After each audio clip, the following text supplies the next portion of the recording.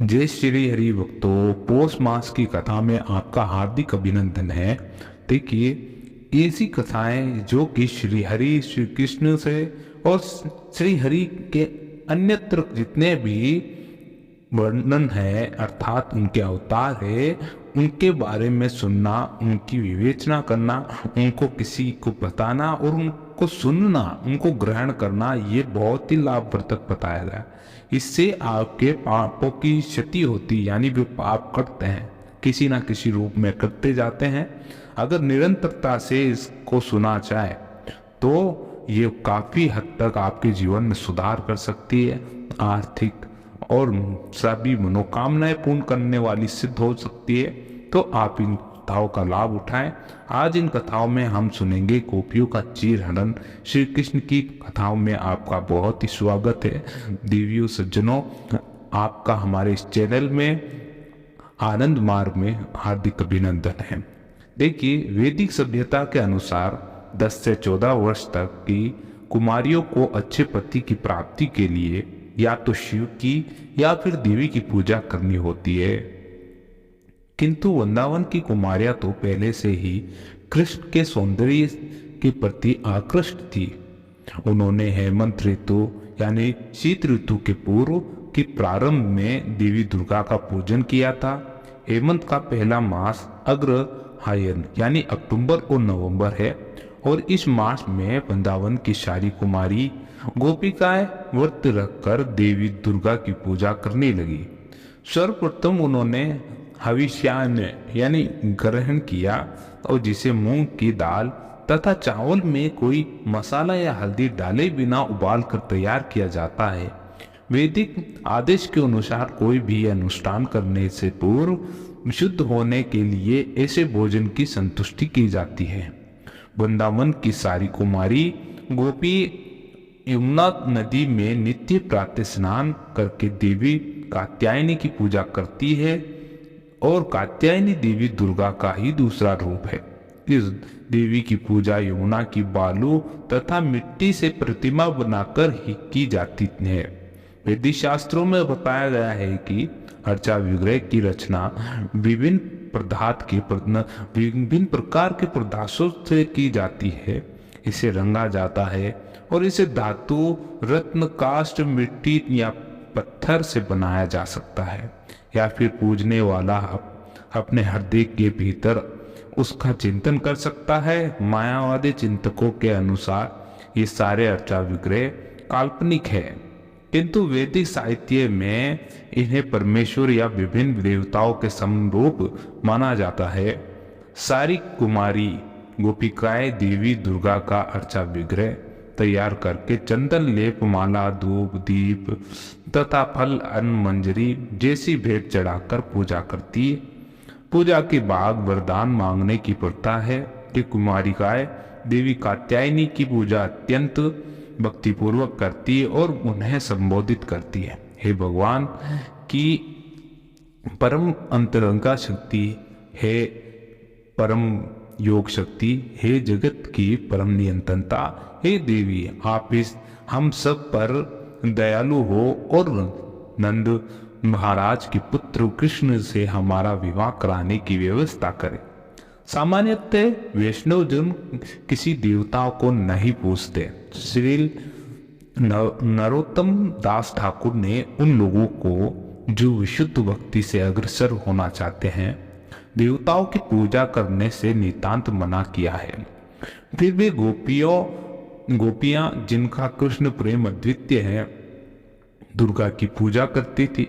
देवताओं की पूजा करने वाले कभी कभी उल्लेख करते हैं कि गोपियां भी देवी दुर्गा की पूजा करती थी, किंतु हमें गोपियों का मंतव्य समझना चाहिए।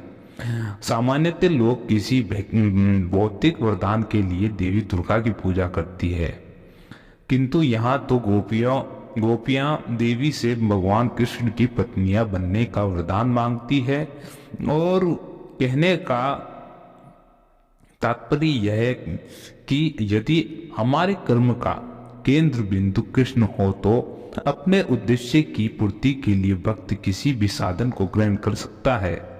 गोपियां कृष्ण की सेवा करने या उन्हें प्रसन्न करने के लिए कोई भी साधन अपना सकती थी।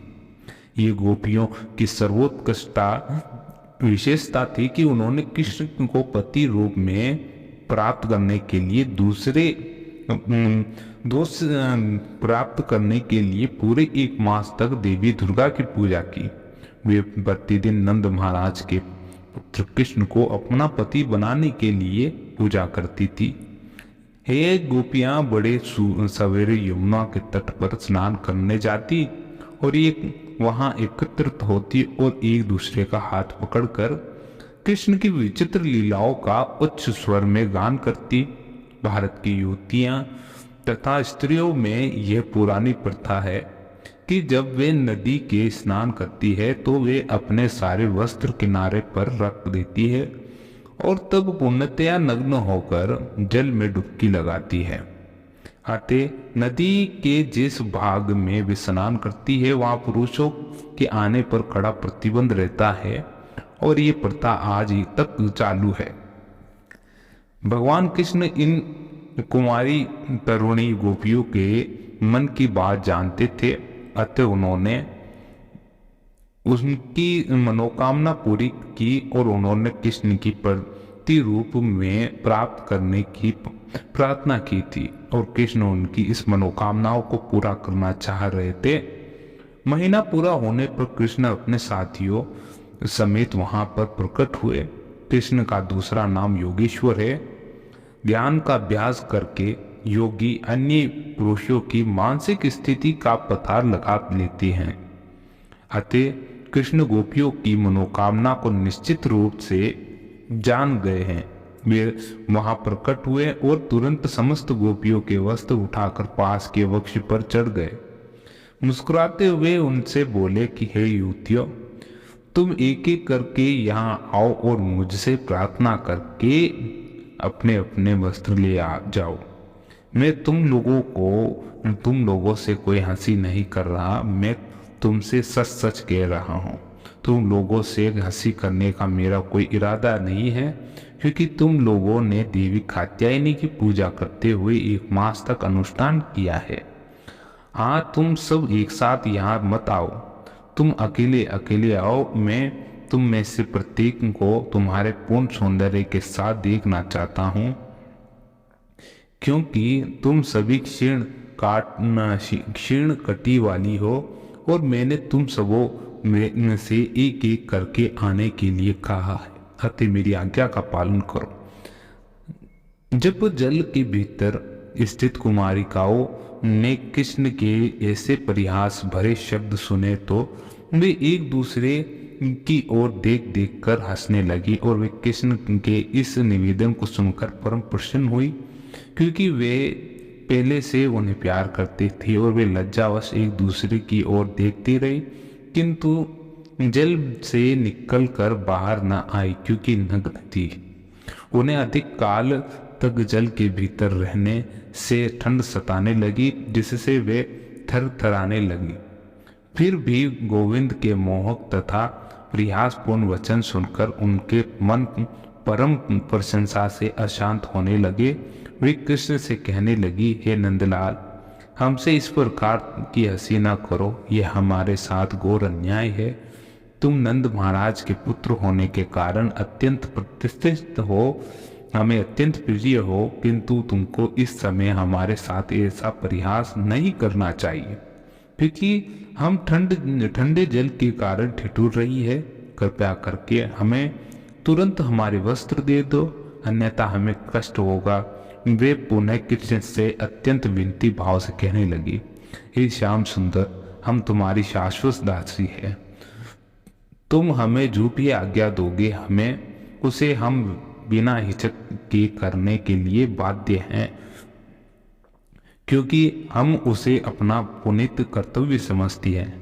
किंतु यदि तुम हमारे समक्ष ऐसा प्रस्ताव रखोगे जिसे संपन्न करना असंभव हो, तो ये समझ लो कि हम नंद महाराज से तुम्हारी शिकायत करेंगे। यदि नंद महाराज उस पर कोई कार्यवाही नहीं करेंगे तो हम तुम्हारे इस दुर्व्यवहार को राजा कंस से कहेंगे। कुमारी गोपिकाओं की यह विनती सुनकर कृष्ण ने कहा कि हे बालिकाओं, यदि तुम अपने को मेरी शाश्वत सेविकाएं मानती हो और मेरी आज्ञा का पालन करने के लिए सदैव तैयार रहती हो, तो मेरी ये विनती है कि तुम प्रसन्न मुख एक एक करके यहाँ आओ और अपने अपने वस्त्र ग्रहण करो।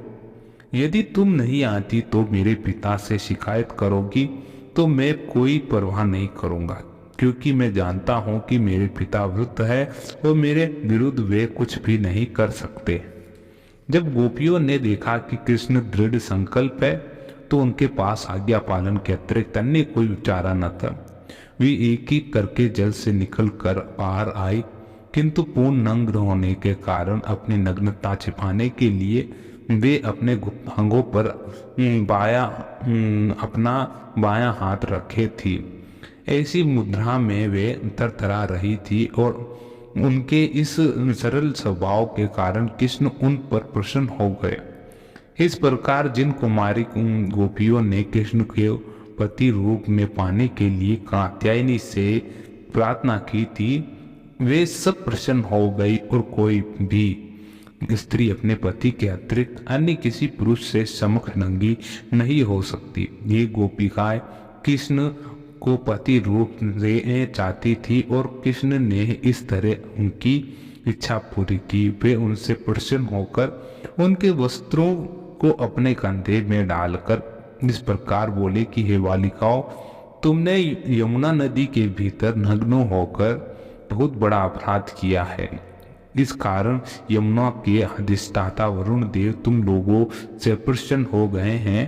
अतः तुम सब हाथ जोड़कर वरुण देव के समक्ष झुककर प्रणाम करो, जिससे वे तुम्हें तुम्हारे इस अपराध कार्य को क्षमा कर दे। गोपियों अत्यंत सरल जीवात्माएं थी और कृष्ण जो भी कहते उसे वे सत्य मान लेती। अतः वरुण देव के कोप से मुक्त होने तथा अपनी मनोकामना की पूर्ति करने तथा अत्यंत आराध्य देव कृष्ण को प्रसन्न करने के लिए उन्होंने तुरंत उनकी आज्ञा मान ली। इस तरह वे कृष्ण की सर्वोच्च प्रेमिकाएं उनकी परम आज्ञाकारिणी दासियां बन गई। गोपियों की कृष्ण भक्ति की कोई बराबरी नहीं कर सकता। वास्तव में गोपियों को वरुण या किसी अन्य देवता की कोई परवाह न थी। वे तो केवल कृष्ण को प्रसन्न करना चाहती थी। कृष्ण गोपियों के सरल आचरण से अत्यधिक प्रभावित तथा प्रसन्न थे। अतः उन्होंने तुरंत ही उनके वस्त्र वापस कर दिए। यद्यपि कृष्ण ने इन तरुणी गोपिकाओं को ठगा था और उन्हें अपने समक्ष नग्न खड़ा रखा था, उनसे परिहास का आनंद लूटा था और यद्यपि उन्होंने उन सबको पुतलिकाएं समझकर उनके वस्त्र चुरा लिए थे, तो भी वे सब उनके से प्रसन्न थी। उन्होंने कभी भी उनकी शिकायत नहीं की। गोपियों के इस मनोभाव का वर्णन चैतन्य महाप्रभु की इस प्रार्थना में मिलता है। हे भगवान कृष्ण, आप चाहे मुझे प्यार करे या पैरों के नीचे रौंद दे या मेरे समक्ष प्रकट न होकर मुझे भग्न हृदय कर दे, आपको जो भाव सो करे, क्योंकि आपको पूरी छूट है। किंतु तो भी आप मेरे स्वामी हैं, मेरा कोई अन्य आराध्य नहीं है। कृष्ण के प्रति गोपियों का जैसा भाव था, कृष्ण उनसे प्रसन्न थे, क्योंकि वे सभी उन्हें पति रूप में चाहती थी। अतः उन्होंने उनसे कहा कि हे शिष्ट बालिकाओं, मैं अपने प्रति तुम्हारी इच्छा से परिचित हूँ। ये भी जानता हूँ कि तुम कात्यायनी को क्यों पूछती हो। मैं तुम्हारे इस कार्य की पूरी पूरी प्रशंसा करता हूँ। जिस किसी भी पूर्ण चेतना भले ही काम वासना में रहकर क्यों न मिलने मुझसे तल्लीन रहती हो, वह उच्च पद प्राप्त करता है। जिस प्रकार भुना हुआ बीज नहीं उगता, उसी प्रकार मेरी प्रेमा भक्ति के प्रसंग में कोई भी इच्छा सकाम फल नहीं देती, जैसा कि सामान्य क्रम में होता है। ब्रह्म संहिता का एक कथन है कि प्रत्येक मनुष्य अपने कर्मों से बंधा है, किंतु चूंकि भक्त भगवान को प्रसन्न करने के लिए ही कर्म करते हैं, अतः वैसे कर्म फलों से प्रभावित नहीं होते। इसी प्रकार कृष्ण के प्रति गोपियों का मनोभाव यद्यपि वासना में जान पड़ता है, किंतु उसे सामान्य स्त्रियों की काम इच्छाओं के समान नहीं समझना चाहिए। इसका कारण कृष्ण ने स्वयं बताया है कि कृष्ण की भक्ति के हेतु किए गए कर्म किसी भी कर्मफल से परे हैं। कृष्ण ने कहा कि हे गोपियों, मुझे पति रूप में पाने की तुम्हारी इच्छा पूरी होगी, क्योंकि तुम सबों ने इस इच्छा से देवी कात्यायनी की पूजा की है। मैं वचन देता हूँ कि तुम सबसे अगली शरद ऋतु में मिलूंगा और तुम अपने पति रूप में मेरे साथ आनंद भोग करोगी। कृष्ण वृक्षों की छाया पाकर अत्यंत प्रसन्न थे। चलते समय उन्होंने वृंदावन वासियों को संबोधित किया, हे हतोष कृष्ण, हे वरुथ पत, हे भद्रसेन, हे श्रुतामह, हे सुबल, हे अर्जुन, हे विशाल, हे ऋषभ, जरा वृंदावन के इन परम भाग्यशाली वृक्षों को तो देखो। इन्होंने परोपकार में अपना जीवन उत्सर्ग कर दिया है।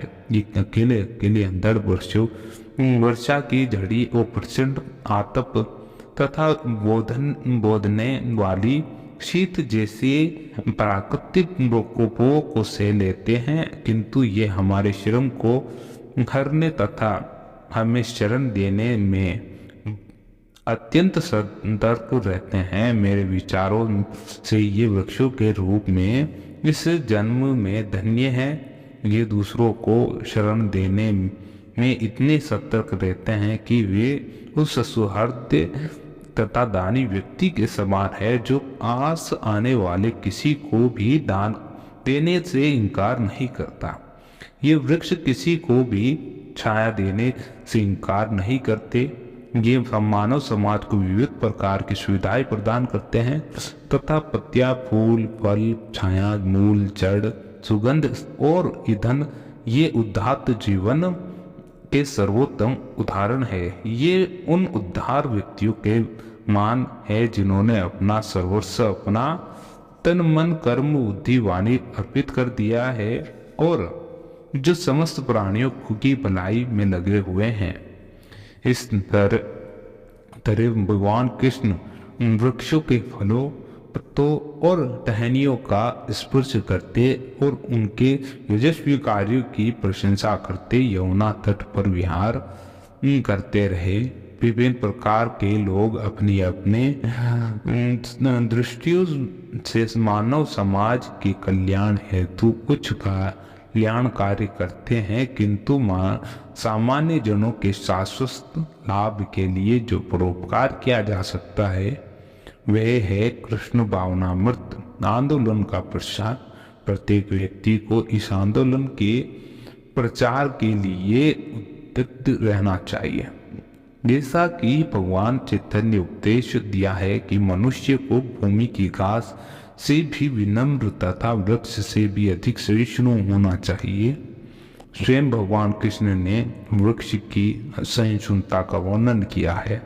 जो लोग कृष्ण भावनामृत का उपदेश देते हैं और उन्हें भगवान कृष्ण और चैतन्य की प्रत्यक्ष गुरु परंपरा से शिक्षा ग्रहण करनी चाहिए। यमुना तट स्थित वृंदावन के जंगल पे जाते हुए कृष्ण एक सुंदर स्थान पर बैठ गए। गांवों को यमुना का स्वच्छ शीतल जल पीने दिया और थक जाने के कारण कृष्ण, बलराम और ग्वालों ने भी पानी पिया। कृष्ण ने गोपियों को यमुना में स्नान करते देखने के बाद शेष प्रातःकाल लड़कों के साथ बिताया। प्रातःकाल बीत गया और ग्वाले अत्यधिक भूखे थे। उन्होंने कलेवा नहीं किया था। वे तुरंत कृष्ण बलराम के पास पहुंचे और बोले, हे कृष्ण और बलराम, आप दोनों सर्वशक्तिशाली हैं। आप अनेक असुरों का वध कर सकते हैं, किंतु आज हम भूखे मर रहे हैं। जिससे हम अशांत हैं, और कृपया कर कुछ करे जिससे हमारी भूख शांत हो। अपने मित्रों की ऐसी प्रार्थना सुनकर भगवान कृष्ण और बलराम ने तुरंत यज्ञ में तत्पर ब्राह्मणों की पत्नियों पर दया दिखलाई। ये ब्राह्मण पत्नियां ब्राह्मणियों भगवान की परम भक्त थी। आते कृष्ण को उन्हें आशीर्वाद देने का अवसर प्राप्त हुआ। उन्होंने कहा कि हे मित्रों, पास ही ब्राह्मणों के घर जाओ और वे इस समय आंगिरस यज्ञ करने में लगे हैं, क्योंकि वे स्वर्ग लाभ करने के इच्छुक हैं, और तुम सब उनके पास जाओ। फिर भगवान कृष्ण ने अपने मित्रों को आगाह किया कि हे ब्राह्मण वैष्णव नहीं है, वे ब्राह्मण वैष्णव नहीं है, ये हमारा नामों और कृष्ण और बलराम तक का ठीक से उच्चारण नहीं कर सकते। ये सब वैदिक स्त्रोतों के उच्चारण में व्यस्त है। यद्यपि वैदिक ज्ञान का उद्देश्य मेरी खोज करना है, किंतु चूंकि वे व्यस्त है, यद्यपि वैदिक ज्ञान का उद्देश्य मेरी खोज करना है, किंतु चूंकि वे कृष्ण और बलराम के नामों से आकर्षित नहीं होते, अतः तुम लोग मेरा नाम लेकर उनसे कुछ मत मांगना। श्रेष्ठकर ये होगा कि बलराम का नाम लेकर कुछ दान की याचना करना। सामान्यतः दान उच्च श्रेणी के ब्राह्मणों को दिया जाता है, किंतु कृष्ण और बलराम ब्राह्मण कुल में उत्पन्न न थे। बलराम वसुदेव के पुत्र कहलाते थे, जो क्षत्रिय थे। वृंदावन में कृष्ण नंद महाराज के पुत्र के नाम से विख्यात थे, जो वैश्य थे। इनमें से कोई भी ब्राह्मण जाति का न था। अतः कृष्ण का विचार था कि यज्ञ करने में व्यस्त ब्राह्मण किसी क्षत्रिय और वैश्य को भिक्षा देने की परवाह नहीं करेंगे। लेकिन वे बोले, फिर भी यदि कुछ तुम लोग बलराम का नाम लोगे तो मेरी तुलना में क्षत्रिय होने के नाते उन्हें वे दान दे सकते हैं, क्योंकि वे तो वैश्य है। भगवान से आज्ञा पाकर सारे बालक ब्राह्मणों के पास गए और कुछ भिक्षा मांगने लगे। वे उनके पास हाथ जोड़े कर पहुंचे और उन्हें दंडवत प्रणाम करके बोले, हे बहुसुरों, कृपया हमारी बात सुनो। और बलराम और कृष्ण का आदेश है कि आशा है कि आप उन दोनों को जानते होंगे। हम आपका कल्याण चाहते हैं। वे इस समय पास के ही गोए चरा रहे हैं और हम उनके साथ हैं। हम आपसे कुछ भोजन मांगने आए हैं। आप सभी ब्राह्मण हैं और धर्म के ज्ञाता हैं। यदि आप सोचते हैं कि हमें कुछ भिक्षा दे सकते हैं, तो हमें कुछ भोजन दीजिए, जिसे हम कृष्ण और बलराम के संग खा सके। आप मानव समाज के सर्वाधिक प्रतिष्ठित ब्राह्मण हैं। आप सारे धार्मिक नियमों को जानने वाले हैं, और यद्यपि ये लड़के गांववासी थे, उनसे ये आशा नहीं की जाती थी कि वे धार्मिक अनुष्ठानों के वैदिक नियमों से परिचित होंगे, किंतु उन्होंने ये इंगित कर दिया कि कृष्ण और बलराम की संगति में रहने से वे इन सारे नियमों से अवगत थे। जब भी भगवान कृष्ण और बलराम भोजन मांगते, तो सारे लड़के बिना हिचक के तुरंत भोजन ला देते थे, क्योंकि भगवद गीता में उल्लेख है कि विष्णु को प्रसन्न करने के लिए यज्ञ करना चाहिए। बालकों ने आगे कहा कि कृष्ण बलराम के रूप में भगवान विष्णु खड़े हुए। आते आपके पास जो भी भोजन भिक्षा हो हमें दे दे। और उन्होंने ब्राह्मणों को यह भी बताया कि किसी प्रकार भोजन भिक्षा स्वीकार किया जाता है, और सामान्यतः वैष्णव या भगवान के शुद्ध भक्ति किसी सामान्य यज्ञ में भाग नहीं लेते, किंतु दीक्षा पशु सभ्य शूद्रान्य नामक उत्सवों से भली भांति परिचित होते हैं। केवल दीक्षा लेने के बाद पशु यज्ञोत्सव और श्रोत्रामणि या मदपान उत्सव के पहले भिक्षा लेने का विधान है। अतः बालकों ने कहा कि हम आपके उत्सव से इस समय भिक्षा ले सकते हैं। क्योंकि अब इसका निषेध नहीं रह गया, अतः आप हमें भोजन दे सकते हैं। यद्यपि भगवान कृष्ण और बलराम के साथी सामान्य ग्वाले थे, तो भी वे वैदिक यज्ञ अनुष्ठानों में उच्च वर्गीय ब्राह्मणों के ऊपर भी दाग रखते थे। किंतु स्मार्त ब्राह्मण जो कोरे याज्ञिक थे, भगवान के दिव्य भक्तों के आदेशों को समझने में असमर्थ थे। वे भगवान कृष्ण और बलराम द्वारा भिक्षा मांगने के गूढ़ार्थ को भी नहीं समझ पाए। यद्यपि उन्होंने कृष्ण और बलराम के पक्ष में किए गए तर्कों को सुना, किंतु उनकी परवाह नहीं की, यहाँ तक कि बालकों से बात करने से इनकार कर दिया और इस तरह वैदिक यज्ञ अनुष्ठान संबंधित ज्ञान में अत्यधिक बड़े चढ़े होकर भी ऐसे सारे अभक्त ब्राह्मण अज्ञानी तथा मूर्ख होते हैं। उनके सारे कर्म निरर्थक होते हैं, क्योंकि वे वेदों के उद्देश्यों को, जो कि भागवत गीता के अनुसार कृष्ण को जानना है, नहीं समझ पाते हैं। वे वैदिक ज्ञान और अनुष्ठानों में निपुण होकर भी कृष्ण को नहीं समझ पाते और अतः उनका वेद संबंधी ज्ञान उथला होता है। अतः चैतन्य ने अपना ये अभिमत व्यक्त किया है कि मनुष्य को ब्राह्मण कुल में जन्म लेने की आवश्यकता नहीं है, क्योंकि यदि वे कृष्ण को या कृष्ण भावना मृत विज्ञान को जानता है तो वह ब्राह्मण से भी बढ़कर होता है और गुरु होने का सर्वथा पात्र है। यज्ञ संपन्न करते समय कई प्रकारों की बातों का ध्यान रखना होता है, जिन्हें सामूहिक रूप से देश कहते हैं, और यह है कि काल अर्थात समय, पृथक द्रव्य अर्थात विभिन्न सामग्री, तंत्र मंत्र, अग्नि, विद्युज अर्थात यज्ञ संपन्न करने वाले, देवता यजमान अर्थात यज्ञ का स्वामी, और कृतु अर्थात बलि, और धर्म अर्थात विद्या, ये सब कृष्ण को पोषण करने के लिए हैं। ये पुष्ट तथ्य है कि वे समस्त यज्ञों के भोक्ता हैं, और क्योंकि वे ही प्रत्यक्ष श्री भगवान तथा परम सत्य हैं जो हमारी इंद्रियों की अनुभूति के परे हैं, वे एक सामान्य बालक की भांति उपस्थित हैं।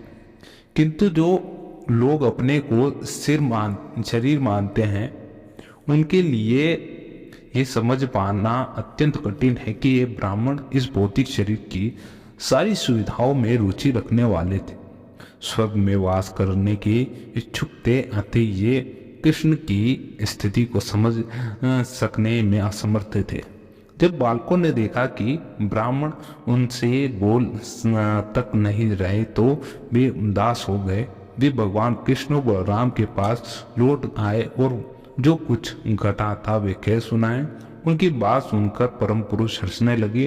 उन्होंने बालकों से कहा कि ब्राह्मणों द्वारा ठुकराए जाने से दुखी न हो, क्योंकि भिक्षा की यही विधि है।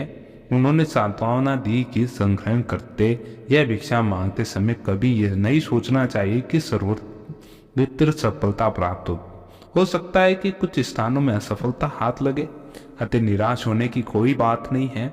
भगवान कृष्ण ने उन बालकों से कहा कि पुनः जाओ, और किंतु इस बार उन याज्ञिक ब्राह्मणों की पत्नियों के पास जाना, और उन्होंने ये भी बता दिया कि ब्राह्मण पत्नियां परम भक्त है और ये हमारे चिंतन में लीन रहती है, अतः तुम लोग मेरा बलराम उनका नाम लेकर उनसे भोजन मांगना।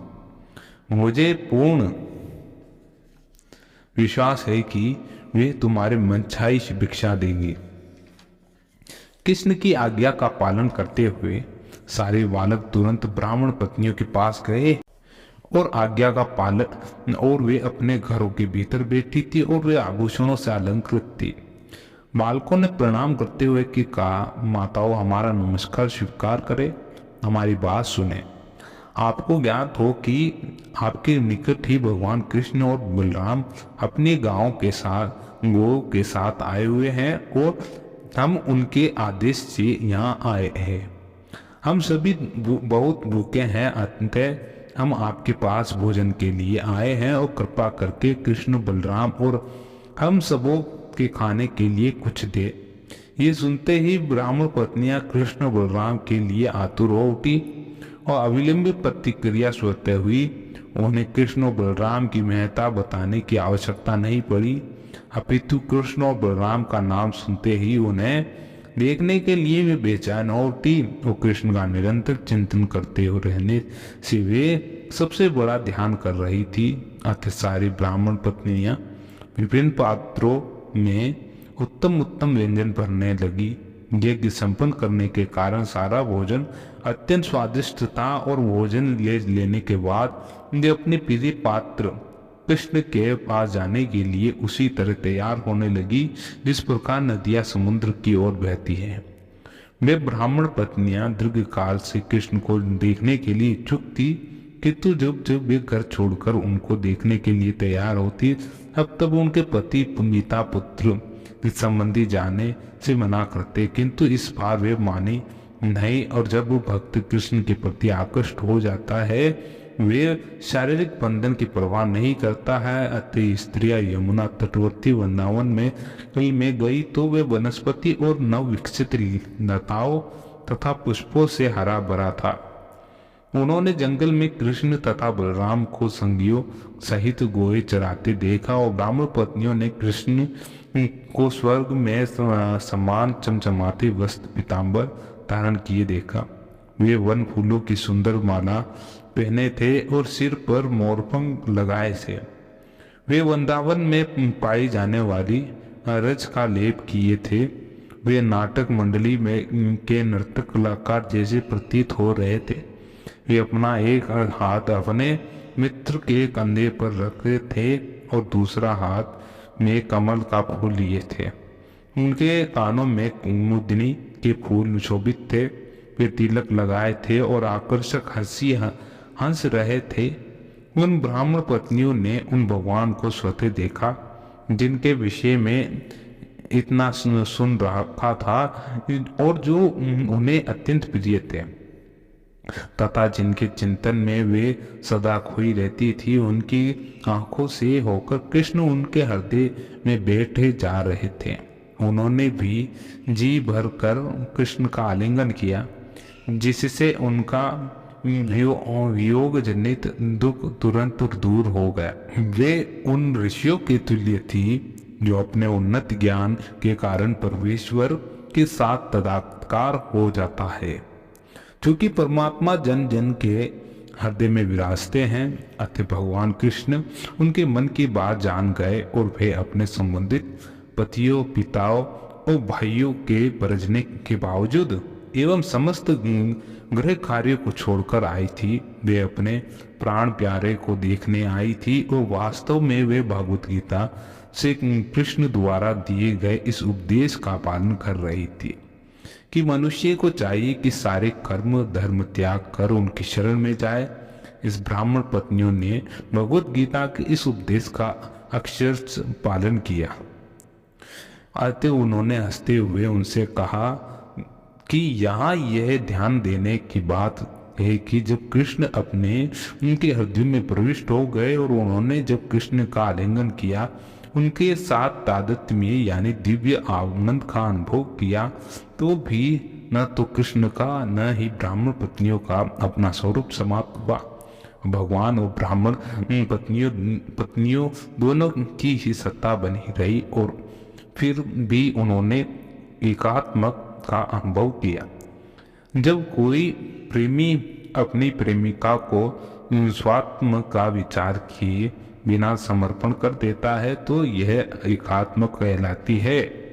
भगवान चैतन्य ने अपने शिष्टाचार में हमें इस एकात्म का पाठ सिखाया। कृष्ण स्वेच्छा से जो भी चाहे कर सकता है, किंतु भक्तों को अपनी इच्छाओं के साथ एक रूप रहना चाहिए। यही एकात्म ब्राह्मण पत्नियों द्वारा कृष्ण के प्रेम में प्रतिष्ठित हुई और कृष्ण ने उनका स्वागत इन शब्दों में किया कि हे ब्राह्मण पत्नियों, आप सभी अत्यंत भाग्यशालिनी हैं। वे अपना स्वागत करता है और कृपया बताएं कि आपकी क्या सेवा करूं। आप सारे बंधनों और परिवार पिता भाई और पति के संव्याधानों की उपेक्षा करके मेरे दर्शन के लिए यहाँ आई। ये उचित ही है कि जो ऐसा करता है अपने हित को जानता है, और क्योंकि ऐसी मंतव्य या बंधन के बिना मेरी प्रेमा भक्ति करना वास्तविकता में जीवों के लिए कल्याणकारी है। श्री कृष्ण यहाँ इसकी पुष्टि करते हैं कि भगवान के प्रति समर्पण की बुद्ध जीव की सिद्धि अवस्था है। मनुष्य को चाहिए कि वे अन्य सारी जिम्मेदारियां त्याग दे और बुद्ध जीवों के लिए भगवान के प्रति पूर्ण समर्पण अत्यंत शुभ मंगलकारी है, क्योंकि परमेश्वर के प्रेम के परम लक्ष्य है अनंत। और कोई कृष्ण का प्यार कर सकता है, किंतु उनकी अनुभूति ज्ञान के विकास के अनुसार होती है। वह ये जान लेता है कि वह स्वयं आत्मा है और आत्मा परमेश्वर का एक अंश है, अतः परमेश्वर ही प्रेम के चरम लक्ष्य है। मनुष्य को चाहिए कि उन्हीं की शरण ग्रहण करे, और ये शरणागति समर्पण बुद्ध जीव के लिए शुभ मानी जाती है। हमें प्रिय लगने वाला हमारा जीवन, धन धाम, पत्नी, संतान, घर, देश, समाज और सारा साज समान सभी भगवान के ही अंश है। वे प्रेम के केंद्र बिंदु हैं। वे अपने अपना आपका विभिन्न परिस्थितियों के अनुसार यथा शारीरिक, मानसिक और या आध्यात्मिक में विस्तार करके हमें सारा आनंद प्रदान करते हैं।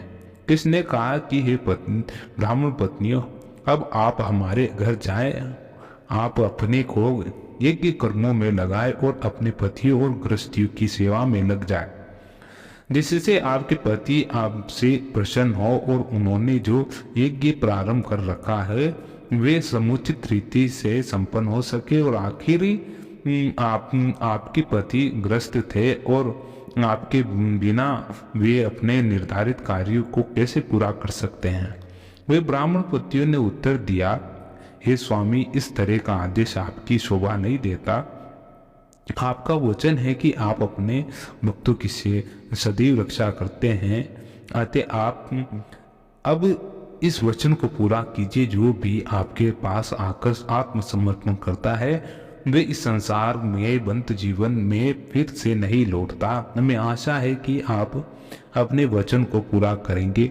हमने आपके उन चरण कमलों में आत्मसमर्पण किया है जो तुलसी दल से आवृत है, अतः हम फिर से अपने तथा कथित संबंधियों, मित्रों, समाज के बीच लौटना और अपने चरण कमलों की शरण छोड़ना नहीं चाह रही है।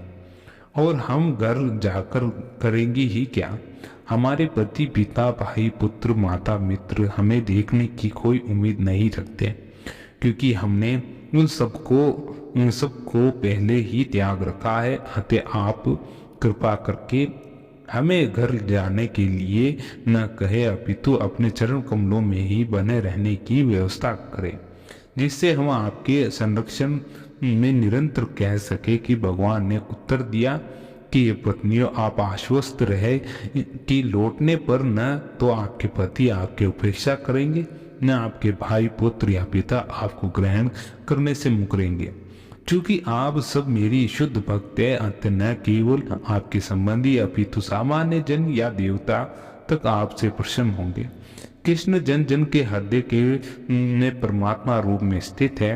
अतः यदि कोई भगवान कृष्ण का शुद्ध भक्त बन जाता है वे सबों का प्रिय बन जाता है। कृष्ण का शुद्ध भक्त किसी के प्रति शत्रु भाव नहीं रखता। कोई भी उद्धार पुरुष शुद्ध भक्त का शत्रु नहीं हो सकता। कृष्ण ने आगे भी कहा, मेरे लिए दिव्य प्रेम शारीरिक संबंधों पर निर्भर नहीं करता, अपितु जिस किसी का भी मन निरंतर मुझ में लीन रहता है वो मेरे सानिध्य के लिए शीघ्र ही मेरे पास आता है। भगवान द्वारा उपदेश किए जाने के बाद वे सब अपने अपने पतियों के घर वापस चली गई। अपनी पत्नियों के घर आने से प्रसन्न ब्राह्मणों ने शास्त्रानुमोदित विधि के साथ साथ बैठकर यज्ञ पूरा किया। वैदिक नियम के अनुसार सारे धार्मिक अनुष्ठान पति पत्नी द्वारा साथ साथ संपन्न किए जाने चाहिए। जब ब्राह्मण पत्नियां वापस आ गई तो यज्ञ अधिक अच्छी तरह संपन्न हुआ, किंतु एक ब्राह्मण पत्नी ने जिस कृष्ण को देखने जाने से बलपूर्वक रोक लिया गया था भगवान के शारीरिक स्वरूप के विषय में सुनकर उसका स्मरण किया और उनके चिंतन में पूर्णता लीन होकर उनसे भौतिक शरीर का परित्याग किया। नित्य प्रसन्न रहने वाले भगवान श्री गोविंद एक सामान्य मनुष्य के रूप में प्रकट होकर अपनी दिव्य लीलाएं प्रकट करते रहे। उन्होंने ब्राह्मण पत्नियों द्वारा अर्पित भोजन का सुख लूटा और इस प्रकार उन्होंने सामान्य व्यक्तियों को कृष्ण चेतना की ओर आकृष्ट किया। उन्होंने अपने शब्दों और सौंदर्य की सेवा और समस्त गो ग्वाले और वृंदावन की बालाओं को आकृष्ट किया और कृष्ण के पास से अपनी पत्नियों के वापस लौट आने पर यज्ञ में संलग्न ब्राह्मण भगवान को भोजन देने से इनकार करने के पाप कर्म हेतु पश्चाताप करने लगे। अतः वे उन्हें अपनी नादानी में समझ में आ गई और उन्होंने वैदिक अनुष्ठानों में व्यस्त रहने के कारण उन श्री भगवान की उपेक्षा की थी, जिन्होंने सामान्य पुरुष की भांति प्रकट होकर भिक्षा मांगी थी। अपनी अपनी पत्नियों की श्रद्धा भक्ति देखकर वे अपने आप को कोसने लगे और उन्हें पश्चाताप था कि यज्ञ भी उनकी पत्नियां शुद्ध भक्ति से के पद पर प्राप्त थी, किंतु वे स्वयं लेश मात्र न समझ पाए कि परमात्मा से किस तरह प्रेम करना चाहिए, किस तरह उनकी दिव्य प्रेमा भक्ति करनी चाहिए। परस्पर बातें करने लगे। हमारा ब्राह्मण रूप में जन्म लेना धिक्कार है, हमारे वैदिक साहित्य के सारे ज्ञान को धिक्कार है, हमारे यज्ञ करने सारे विधि विधानों के पालन को धिक्कार है, हमारे कुल को धिक्कार है, हमारे द्वारा शास्त्रों के अनुसार अनुष्ठान संपन्न करने को धिक्कार है। इस सबको धिक्कार है क्योंकि हमने उस भगवान के प्रति प्रेमा भक्ति उत्पन्न नहीं की जो मन शरीर और इंद्रियों के परे है। वैदिक अनुष्ठानों में पटुक विद्वान ब्राह्मणों को शोभा उचित था क्योंकि कृष्ण भक्ति उत्पन्न किए बिना समस्त धार्मिक कृत्यों को करना स्वयं शक्ति का अपव्यय मात्र है। वे परस्पर बातें करते रहे और भगवान श्री कृष्ण की बहिरंगा शक्ति इतनी प्रबल है कि वे बड़े से बड़े योगी को जीतने के लिए मोह उत्पन्न कर सकती है। यद्यपि हम ब्राह्मण मानव समाज के अन्य सभी वर्गों के शिक्षक माने जाते हैं, किंतु ये बहिरंगा शक्ति द्वारा हम भी मोहित हुए हैं। या इन स्त्रियों को तो देखिए जिन्होंने भगवान श्री कृष्ण के प्रति अपना जीवन समर्पित कर दिया है। उन्होंने अपने पारिवारिक संबंध को त्याग दिया है, जिसे त्याग पाना कठिन होता है। पारिवारिक जीवन अंधकूप के सदृश है, जिससे भौतिक कृष्ण बढ़ते ही हैं जाते हैं। स्त्रियां सामान्यतः सरल हृदय होने के कारण शीघ्र ही कृष्ण भक्ति ग्रहण कर लेती हैं और उनमें कृष्ण के प्रति प्रेम उत्पन्न हो जाता है, तो उन्हें उस माया के चुंगल से मुक्ति प्राप्त हो जाती है, जिससे तथा कथित बुद्धिमान और विद्वान पुरुष भी कठिनाई से छूट जाते पाते हैं और वैदिक आदेशानुसार स्त्रियों को न तो उपनयन संस्कार द्वारा दीक्षा ग्रहण करने और न गुरु के आश्रम में ब्रह्मचारियों के रूप में रहने की अनुमति है, न ही उन्हें शिष्या बनने दिया जाता है और न वे दर्शन या आत्म साक्षात्कार के विषय में बातें करने में पटु होती है और प्रकृति से वे अत्यंत शुद्ध नहीं होती, न वे शुद्ध कार्यों के प्रति आसक्त रहती है। ब्राह्मणों ने कहा कि किंतु यदि यह कितनी विचित्र बात है कि उन्होंने योगेश्वर कृष्ण के प्रति दिव्य प्रेम उत्पन्न कर लिया है। उन्होंने कृष्ण के प्रति दृढ़ श्रद्धा तथा भक्ति में हम सबको पछाड़ दिया है। यद्यपि हमें समस्त संस्कारों में शांत समझा जाता है, किंतु भौतिक जीवन के प्रति अत्यधिक आसक्त रहने के कारण हम यह नहीं जान पाए कि वास्तव में जीवन का लक्ष्य क्या है।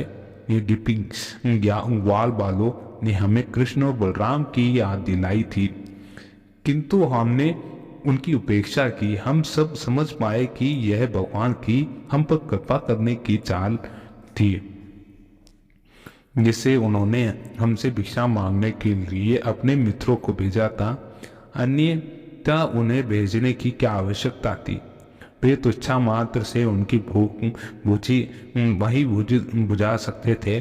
यदि कोई कृष्ण की आत्मनिर्भरता को इसलिए स्वीकार करता है कि जीवन यापन के लिए गोए चराते थे, अथवा कोई इस पर संदेह कर कि सचमुच भूखे थे, इसलिए उन्होंने भोजन की आवश्यकता के न होने पर संदेह व्यक्त करे, तो उसे यह जान लेना चाहिए कि लक्ष्मी जी उनकी सेवा में निरंतर लगी रहती है, और इस तरह लक्ष्मी जी अपनी चंचलता की बुरी जान बान छोड़ सकती है। ब्रह्म संहिता में कहा गया है कि कृष्ण के धाम में न केवल लक्ष्मी जी अपितु कई सहस्त्र देवियां उनकी सेवा करती है। अंतः ये सोचना कोरा भ्रम होगा कि कृष्ण ने ब्राह्मणों से भोजन की भिक्षा मांगी। ये तो वस्तुतः उनकी लीला थी। वे ब्राह्मण उनके शुद्ध भक्ति को किस तरह स्वीकार करे, वैदिक यज्ञादि की सामग्री, द्रव्य, उपयुक्त स्थान, उपयुक्त समय और अनुष्ठान करने के विविध पात्र, वैदिक स्तुतियां, ऋत्विज, अग्नि देवता, यजमान, धर्म, ये सब कृष्ण को समझने के लिए है, क्योंकि कृष्ण श्री भगवान है, कि परमेश्वर विष्णु है और समस्त योगियों के स्वामी योगीश्वर हैं। ब्राह्मणों ने कहा कि चूंकि वे यदुकुल में बालक के रूप में प्रकट हुए हैं, अतः हम अज्ञानतावश ये नहीं समझ पाए कि वे भगवान हैं, किंतु साथ ही हमें गर्व है कि हमें इतनी महान पत्नियां मिली है कि वे हमसे किस प्रकार ने बनकर भगवान के प्रति शुद्ध भक्ति भाव उत्पन्न कर सकती हैं। अतः हम भगवान के चरण कमलों को सादर नमस्कार करते हैं, जिनकी माया के अधीन हम कर्मों में लगे हुए हैं, और हम भगवान के प्रार्थना करते हैं कि वे हमें क्षमा करें, क्योंकि हम उनकी बहिरंगा शक्ति से मोहित थे और हमने उनकी दिव्य महिमा जाने बिना उनकी आज्ञा का उल्लंघन किया। ब्राह्मणों ने अपने पापों को प्रायश्चित किया और वे स्वयं जाकर उनको नमस्कार करना चाहते थे, किंतु कंस के भय से वे नहीं जा पाए। और दूसरे शब्दों में, जब तक भक्ति के द्वारा कृष्ण में न हो लिया जाए, तब तक श्री भगवान की शरण में जाना बहुत कठिन है। विद्वान ब्राह्मण और उनकी पत्नियां इसका जीता जागता उदाहरण है। ब्राह्मणों की पत्नियों ने शुद्ध भक्ति से प्रेरित होने के कारण किसी प्रकार के विरोध की परवाह नहीं करती थी, और वे तुरंत कृष्ण के पास पहुंच गई। किंतु भगवान की सर्वोच्चता से अभिज्ञ होने पर और पश्चाताप करने पर भी वे ब्राह्मण राजा कंस तब भी भयभीत थे, क्योंकि वे कर्मों से अत्यधिक लिप्त थे। इस प्रकार ये कथा यही समाप्त होती है, और इस प्रकार उन ब्राह्मणियों को मोक्ष की प्राप्ति हुई। आपको ये कथा कैसी लगी जरूर जानकारी दे। अगर अच्छी लगी हो तो एक बार लाइक जरूर करें, चैनल को सब्सक्राइब करें। आनंद मार्ग मिलते हैं अगले वीडियो में, जब तक के लिए जय श्री हरि।